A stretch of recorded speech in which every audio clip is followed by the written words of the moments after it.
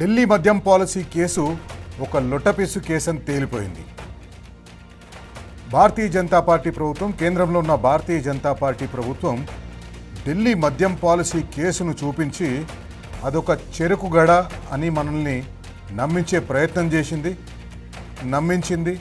మనం నమ్మినాం, మోసపోయినాం. కానీ ఈరోజు ఢిల్లీ రౌస్ అవెన్యూ కోర్టు అది చెరుకుగడ కాదు, సొప్పకట్టే అని తేల్చిపాడేసింది. కోర్టు ఏమన్నది? ఢిల్లీ మద్యం కేసు విచారిస్తున్న రౌస్ అవెన్యూ కోర్టు ఏమన్నది? ఎక్సైజ్ పాలసీ కేసులో సిబిఐ విచారణ చేసిన పద్ధతి కరెక్ట్గా లేదు అన్నది. ముందస్తు ప్రణాళికతోటే, అంటే ముందే అనుకున్నట్టుగా ఎవరెవరిని ఇరికించాలి, ఎట్లా ఈ కేసుని చేయాలని చెప్పేసి ముందు అనుకున్నట్టుగానే ఈ కేసును పెట్టినట్టుగా కనిపిస్తుంది అన్నది. ఈ కేసులో స్కామ్ ఎక్కడిది, నేరమే లేదు, కుట్రనే లేదు అని చెప్పేసి సిబిఐ కోర్టు తేల్చేసింది. అట్లనే ఈ కేసులో 23 మందిని సిబిఐ ఛార్జ్షీట్ చేసింది. ఈ 23 మందిలో ప్రత్యక్షంగా సంబంధం ఉన్నట్టు ఎటువంటి ఆధారాలు కూడా సిబిఐ కోర్టుకు చూపించలేకపోయింది. కేవలం ఒక అప్రూవర్ ఇచ్చిన స్టేట్మెంట్ ఆధారంగా కేసు ఎట్లా నమోదు చేస్తారని సిబిఐ కోర్టు తప్పుపట్టింది. ఇటువంటి విచారణ పద్ధతి రాజ్యాంగ సూత్రాలను ఉల్లంఘించడమేనని కోర్టు చెప్పింది. ఈ కేసు విచారించిన సిబిఐ అధికారులపై, ముఖ్యమైనది ఏంటంటే ఇక్కడ ఈ కేసు విచారించిన సిబిఐ అధికారులపై శాఖాపరమైన దర్యాప్తు చేయాలన్నది.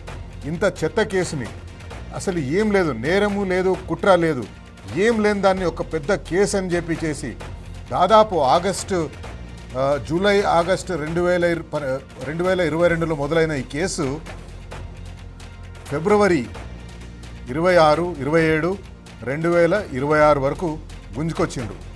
ఈ మధ్యకాలంలో వీళ్ళు ఏం చేసిండ్రు? వాళ్ళ రాజకీయానికి కావలసిన పనులన్నీ చేసిండ్రు. ఈ కేసును అడ్డం పెట్టుకొని ఇష్టం వచ్చినట్టు బురద జల్లిండ్రు. బీఆర్ఎస్ పార్టీ నాయకుల మీద బురద జల్లిండ్రు.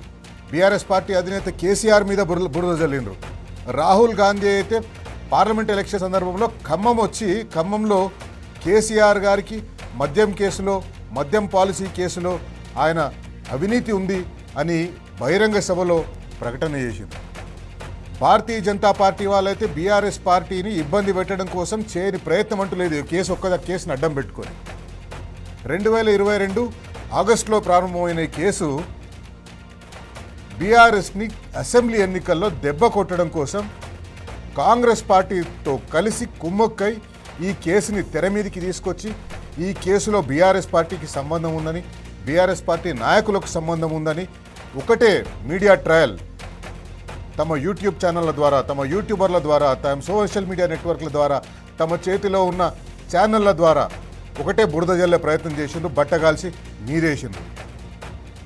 వాళ్ళు అనుకున్నట్టుగానే వాళ్ళు కావాల్సిన ఆబ్జెక్టివ్ వాళ్ళకి సర్వ్ అయిపోయింది. కాంగ్రెస్ పార్టీకి, బీజేపీకి వాళ్ళకు కావాల్సిన లక్ష్యం నెరవేరింది. బీఆర్ఎస్ పార్టీ మీద వేసిన అవినీతి ముద్రని, అవినీతి చేసిందని చెప్పేదాన్ని ప్రజలు నమ్మేటట్టుగా వీళ్ళందరూ ఇద్దరు కలిసి కుట్రలు చేసిండ్రు. బీఆర్ఎస్ పార్టీ ఎన్నికల్లో ఓడిపోయింది. ఆ తర్వాత పార్లమెంట్ ఎన్నికలు వచ్చినాయి. పార్లమెంట్ ఎన్నికలకు ముందు మనీష్ సిసోడియా అని ఢిల్లీ మంత్రిని అరెస్ట్ చేస్తారు. అరెస్ట్ చేసి ఆయన దాదాపు 18 నెలలు జైల్లో పెట్టిండ్రు. అప్పటి బీఆర్ఎస్ నాయకురాలు కవితను కూడా అరెస్ట్ చేసిండ్రు. ఆమెని దాదాపు 5.5 నెలల పాటు జైల్లో పెట్టిండ్రు. అంతేకాదు ఢిల్లీ ముఖ్యమంత్రి అరవింద్ కేజ్రీవాల్ని కూడా 5-6 నెలల పాటు జైల్లో పెట్టిండ్రు. ఎందుకు?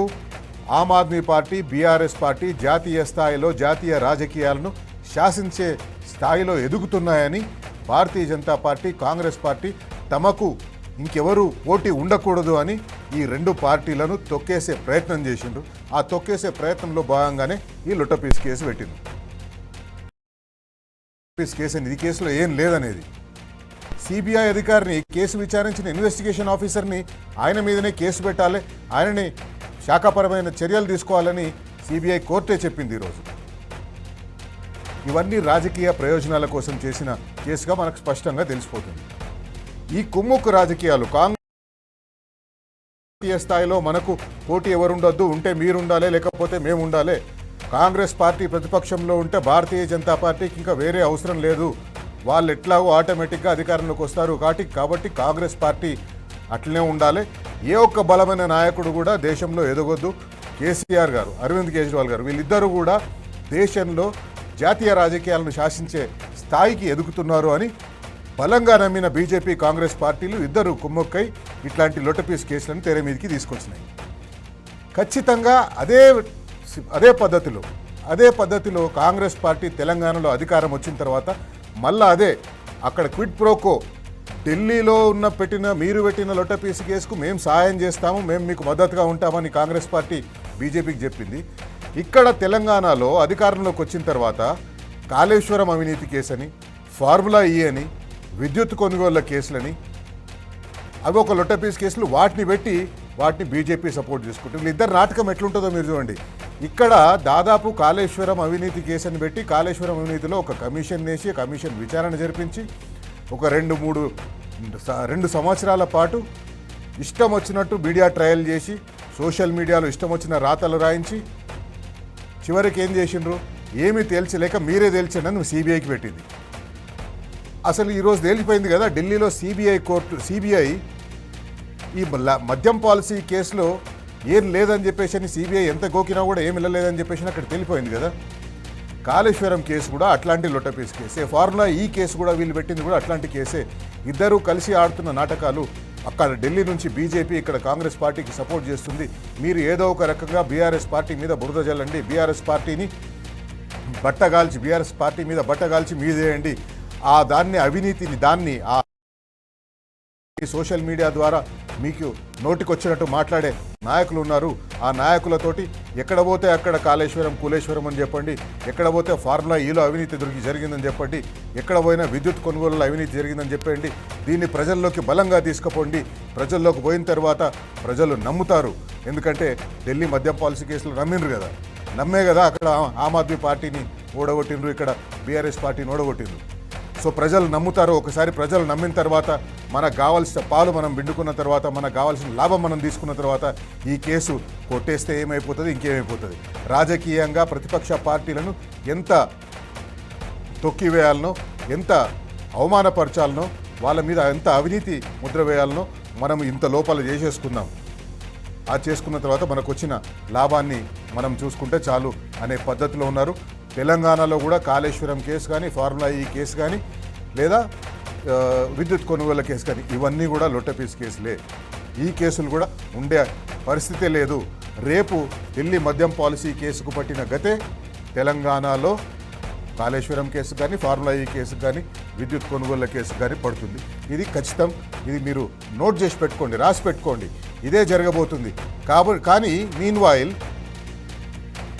కాంగ్రెస్ పార్టీ భారత రాష్ట్ర సమితిని బద్నాం చేసే కార్యక్రమాన్ని అంతా మొదలు పెడుతుంది, అంతా తీసుకుపోతుంది, మొత్తం దాని మీదనే నడిపించేస్తుంది. వాళ్ళకి లాభం వస్తే చాలు, ఈ కేసు తర్వాత ఏమైపోయినా పర్వాలేదని. కాబట్టి ప్రజలు, ఈ న్యూస్ తరఫున ప్రజలను హెచ్చరిస్తున్న ప్రజలు, ఇట్లా కాంగ్రెస్ పార్టీ, బీజేపీ ఈ రెండు కూడా ప్రతిపక్ష పార్టీలు ఎదగకుండా వాళ్ళిద్దరే ఉండాలి దేశంలో, వాళ్ళు కాకుండా వేరే ఎవరు కూడా ఎదగొద్దు అనే ఒక కుట్రతో ఈ కేసును అన్నిటి తెర మీదకి తీసుకొస్తుంది. ప్రజలారా దయచేసి నమ్మకండి, కాంగ్రెస్ పార్టీ, బీజేపీ పార్టీ కుట్రలను మీరు నమ్మకండి. బరాబర్ అడుగుదాం. ఈరోజు మన కార్యక్రమం బరాబర్ అడుగుదాంలో ఢిల్లీ మద్యం పాలసీ కేసు లొట్టపీస్ కేసు అని తేలిపోయింది.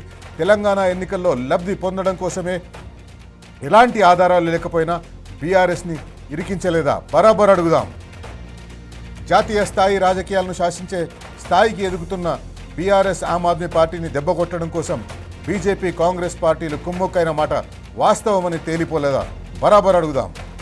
ఢిల్లీ మద్యం కేసులో ఒక ఎగ్జాంపుల్గా తీసుకొని BRS, Congress party, BJP, Congress party ఇద్దరు కుమ్మక్కై తెలంగాణలో కాంగ్రెస్ పార్టీ కాళేశ్వరం, ఫార్ములా ఈ, విద్యుత్ కొనుగోళ్ల కుంభకోణమని బీఆర్ఎస్ని బద్నాం చేసి బట్టగాల్చి మీద వేయలేదా? బరాబర్ అడుగుదాం.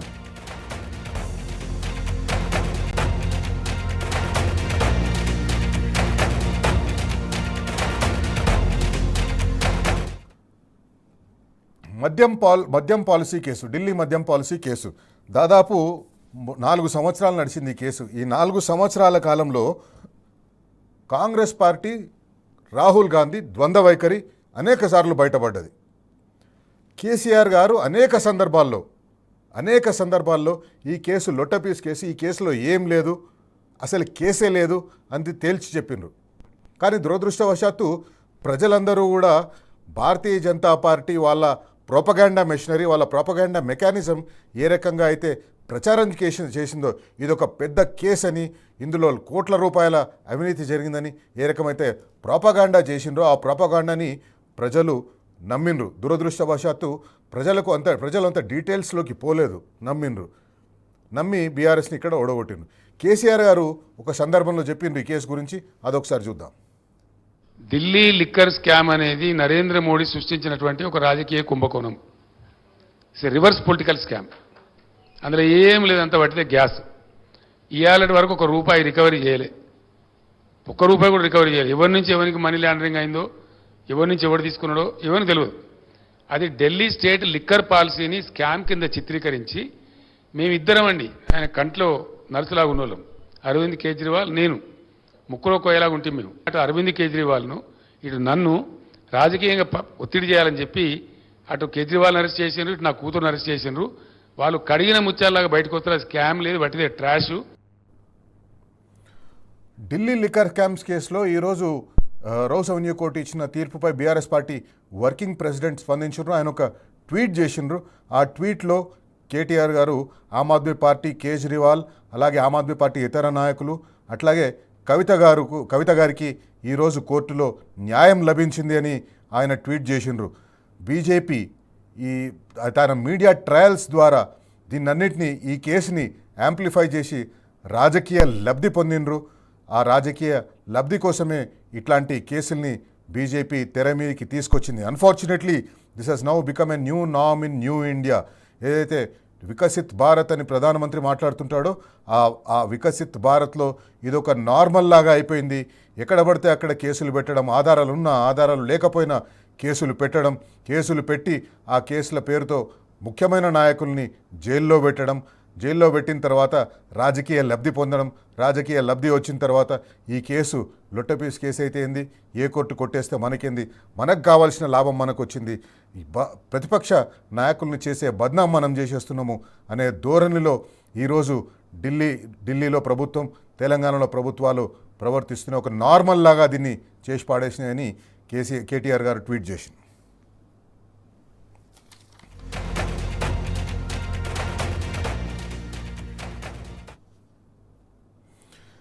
ఇక కాంగ్రెస్ పార్టీ యువరాజు రాహుల్ గాంధీ నోటికైతే అడ్డు అదుపు లేదు, 2 నాలుకల ధోరణి, నాలుక చీలిపోయినట్టు ఉంటుంది మధ్యలో. ఒక నాలుక ఒకటి మాట్లాడితే ఇంకో నాలుక ఇంకొక మాట్లాడుతుంది. ఏమంటాడు, అరవింద్ కేజ్రీవాల్ కాంగ్రెస్ పార్టీతో చట్టపట్టాలు తిరిగినన్ని రోజులు అరవింద్ కేజ్రీవాల్ లిక్కర్స్ కేసులో ఆ లిక్కర్ కేసే లేదు, అది కేసేం కాదు అంటాడు. అరవింద్ కేజ్రీవాల్ని అరెస్ట్ చేసినప్పుడు మార్చి 2024లో అరవింద్ కేజ్రీవాల్ని అరెస్ట్ చేసినప్పుడు ఆయన ఏం రాస్తాడు, ఒక ట్వీట్ చేస్తాడు. A scared dictator wants to create a dead democracy. A devilish power is trying to murder democracy. India will give a befitting reply to this.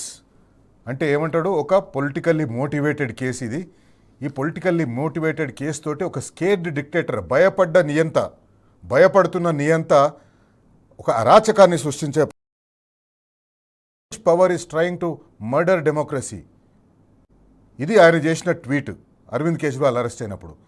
మళ్ళా పొత్తు వికటించగానే, లిక్కర్ స్కామ్లో పొత్తు వికటించగానే ఏమంటాడు, అదొకసారి చూద్దాం ఆ వీడియో. जनता से नहीं पूछ रहे कि भैया मैं ईमानदार हूं हाँ या ना, अपने आप को सर्टिफिकेट देने की मैं ईमानदार हूं. अपने आप को सर्टिफिकेट किसको देने की जरूरत होती है? जो बेईमान होता है वही अपने आप को सर्टिफिकेट देता है. ईमानदार आदमी अपने आप को सर्टिफिकेट नहीं देता है. आप आए थे, आपने कहा था कि आप ईमानदारी की राजनीति करेंगे, आपने ईमानदारी की राजनीति नहीं की. आपने लिकर स्कैम किया दिल्ली में, सबसे बड़ा लिकर स्कैम आपने दिल्ली में किया है, यह सच्चाई है. तो कांग्रेस कार्यकर्ताओं को 3 सीटों में कांग्रेस पार्टी को वोट देना है और 4 सीटों में आम आदमी पार्टी का समर्थन करना है. చూసిండ్రు కదా మీరు. తర్వాత చూసిందేమో ఆమ్ ఆద్మీ పార్టీ తోటి చెట్టపట్టాలు వేసుకొని తిరిగినప్పుడు రాహుల్ గాంధీ ఏం మాట్లాడిండు, ఆమ్ ఆద్మీ పార్టీతో చెడిన తర్వాత రాహుల్ గాంధీ ఏం మాట్లాడిండ్రు మీరే చూసిండ్రు. బరాబర్ అడుగుదాం.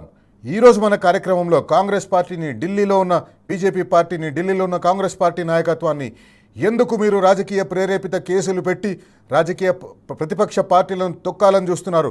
వాళ్ళని నేరుగా ఎదుర్కొనే ధైర్యం మీకు లేదా? ధైర్యం దమ్ము లేకనే మీరు ఆ పని చేస్తున్నారా? బరాబర్ అడుగుదాం. ఒక చిన్న బ్రేక్ తర్వాత బీఆర్ఎస్ పార్టీ సీనియర్ నాయకులు జనరల్ సెక్రటరీ సోమా భరత్ కుమార్ గారు మనకు ఈ చర్చలో అందుబాటులో ఉంటారు. ఆయన మొదటి నుంచి కూడా బీఆర్ఎస్ పార్టీ తరఫున ఢిల్లీ లిక్కర్ కేసుకు సంబంధించి ఫాలోఅప్ చేస్తున్నారు. బీఆర్ఎస్ పార్టీ నాయకురాలు, అప్పటి బీఆర్ఎస్ పార్టీ నాయకురాలు కవిత గారికి కూడా ఈయన అడ్వకేట్గా ఉన్నారు. ఢిల్లీలో కేసు నడిచిన ప్రతిసారి కూడా బెయిల్ వచ్చే వరకు కూడా సోమా భరత్ కుమార్ గారు బీఆర్ఎస్ పార్టీ తరఫున అక్కడ హాజరైనరు.